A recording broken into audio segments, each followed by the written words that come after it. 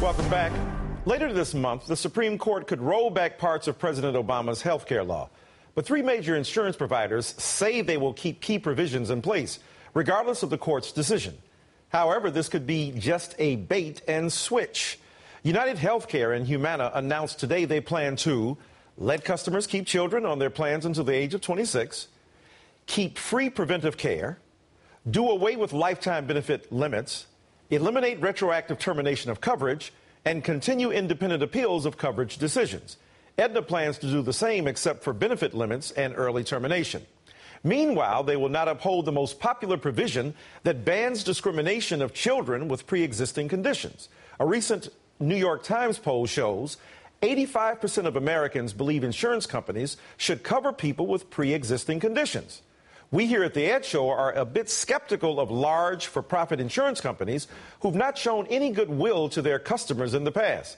So we reached out to a former vice president of Cigna and noted whistleblower Wendell Potter, and this is what he had to say, quote, "This is a carefully orchestrated PR campaign to get lawmakers to think they will do the right thing without the Affordable Care Act.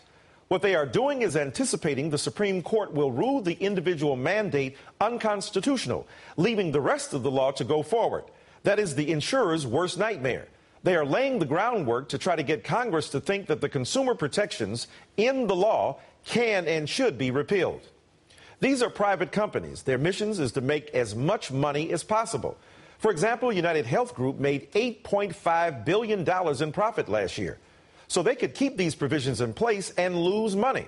Or they could do away with them and push those profits even higher. No one knows. But what do you think they're going to do? Tonight in our survey, I asked you, does Mitt Romney really believe that public servants are the problem? 91% say yes, 9% say no. Coming up, former Florida Governor George Jeb Bush says there would be no place for his father or Ronald Reagan in today's Republican Party. Joan Walsh will join me to discuss that and much more. Stay tuned.